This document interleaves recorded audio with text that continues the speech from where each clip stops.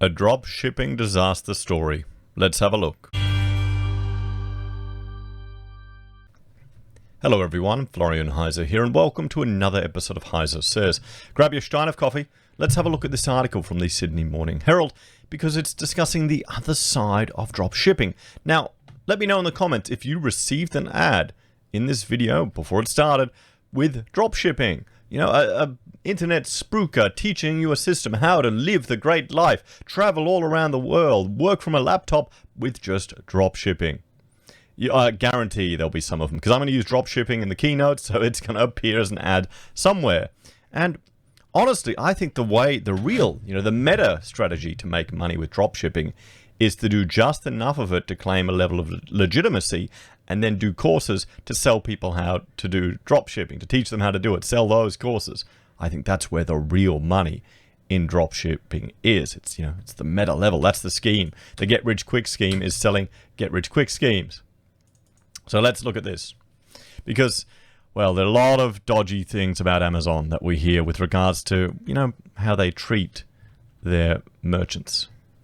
So it ruined my life. After going all in on Amazon, a merchant says he lost everything. So Barack Guviani made a big bet on Amazon.com earlier this year, and he now regrets. He shut his New York Speed clothing store in Los Angeles, stored Melrose Avenue, packed up $1.5 million US in inventory, and shipped it to Amazon warehouses around the country, putting his fate in the hands of a company that has routinely presented itself to the world as friendly, or as a friend of small business. Today, the 41-year-old retail veteran is broke and couch surfing between his mother's home and his sister's place. Giovanni hopes to start anew by getting Amazon to pay him for inventory the company destroyed after suggesting his products could be fake, an accusation he strenuously denies. I mean, it shows that you're putting your entire business in the hands of, well, probably an AI bot or someone that maybe, you know what you can see, the greater risk there is, what if they discover your political orientation? Then you've got someone who wants to intentionally harm you in Amazon. Can you see that happening? Oh, I can see it just in the lower levels. His lawyer in September sent a demand for $800,000 along with invoices to verify his merchandise came directly from fashion brands, and they're waiting for Amazon's response. All my life, I'd wake up at 5:30 a.m. and work 40, 50, 60 hours each week, he said. That inventory was everything I had. Amazon ruined my life, and I did nothing wrong. Amazon has become the world's largest e-commerce company, in large part thanks to the millions of third-party merchants who have chosen to set up shop on its sprawling marketplace. Small and medium-sized businesses are responsible for more than half of the goods the company sells to customers around the world, moving 3.4 billion products alone in the year ending May 31. Now, this is the thing. He did it where fulfillment by Amazon, maybe he should have tested the waters a bit, sending it out himself, but I guess that'd be a nightmare. It wouldn't happen as fast, and you would, yeah. The average small business has annual sales of $160,000 on Amazon, up about 60% from the previous year. In blogs and news reviews, Amazon highlights the success of these merchants as a win-win. Lost in the public relations glare are merchants like Giovanni. Stories like his have swirled for years in online merchant forums and conferences. Amazon can suspend sellers at any time for any reason, cut off their livelihoods, and freeze their money for weeks or months. Merchants must navigate a largely automated, guilty until proven innocent process in which Amazon serves as judge and jury. Their emails and calls can go unanswered, or Amazon's replies are incomprehensible, making sellers suspect they're at the mercy of algorithms with little human oversight. That's the scary future that we may all be facing, everyone. Recourse is limited because when merchants set up shop on Amazon, they waive their right to a day in court by agreeing to binding arbitration to resolve any disputes. Now, I don't imagine that can't be legal here in Australia. Amazon doesn't negotiate terms with merchants. The boilerplate agreement is take it or leave it, a telling reminder of who has the upper hand in the relationship. Amazon treats third-party sellers, or how Amazon treats third-party sellers, is at the heart of a recent House Judiciary Committee report concluding that big technology companies often abuse their power over smaller partners. The committee's recommendations include providing adequate recourse to sellers and eliminating forced arbitration clauses from contracts that deprive them from filing a lawsuit. Because of the severe financial repercussions associated with suspension or delisting, many Amazon third-party sellers live in fear of the company. The report states, this is because Amazon's internal dispute resolution system is characterized by uncertainty, unresponsiveness, and opaque decision-making processes. In an emailed statement, an Amazon spokeswoman said the company worked hard to ensure products sold on its site were authentic and to provide a fair dispute resolution process. I mean, here's the thing. This is no different to any other business. No different. I have been, I've had situations where bigger companies have simply just refused to pay. And can I afford to take them to court? Can I afford to lose future work with them? There you go. It's where you need to be in a position, honestly, where you have enough FU money so you can just go FU or threaten to take people to court. No matter what you sign, no matter what contracts, it's only worth as much as you can, fight for it. How much you want to spend on lawyers for it.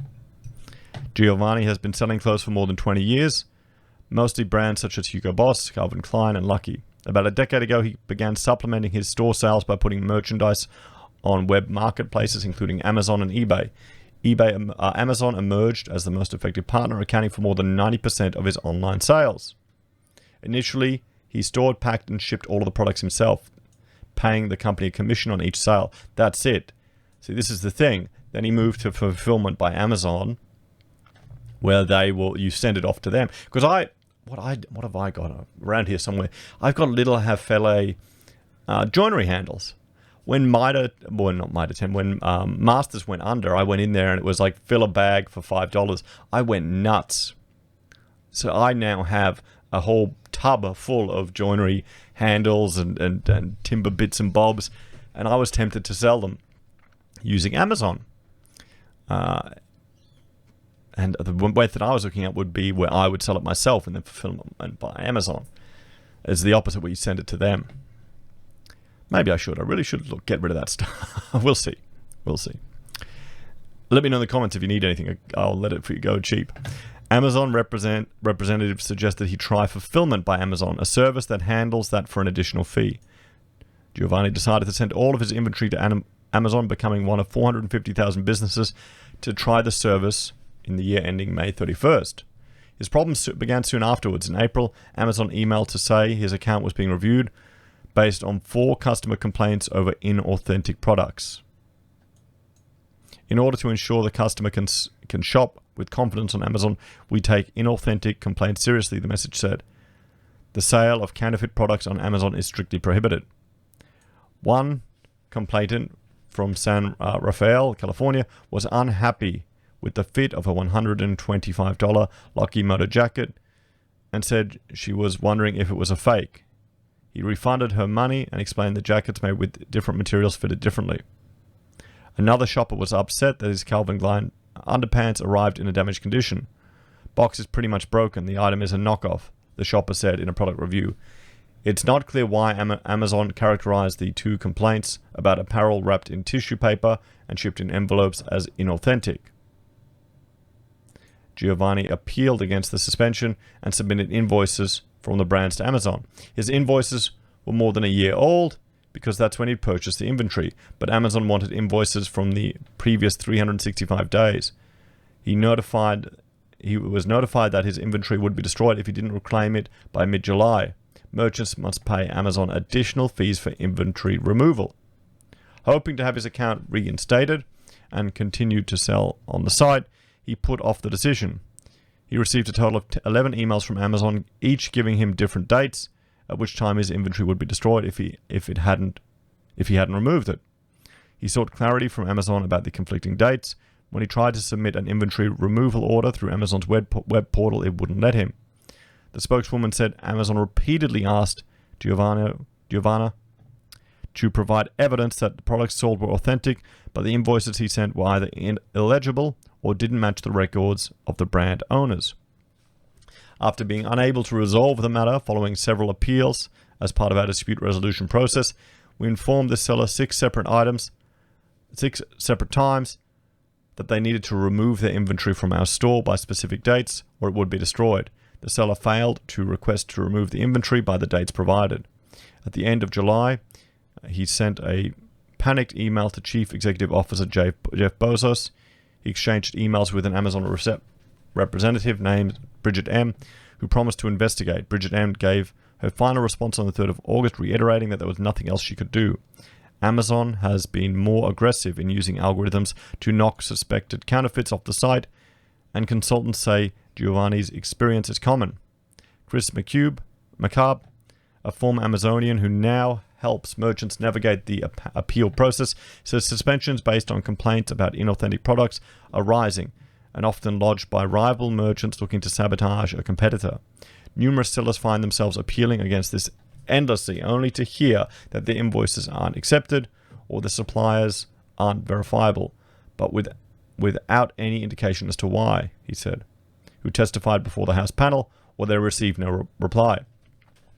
If Amazon declines to reimburse Giovanni for his inventory, his next step is binding arbitration, which the House panel says gives Amazon the upper hand in disputes. From 2014 to 2019, only 163 Amazon merchants initiated arbitration proceedings against the company because sellers are generally aware that the process is unfair and unlikely to result in a meaningful remedy, the report said.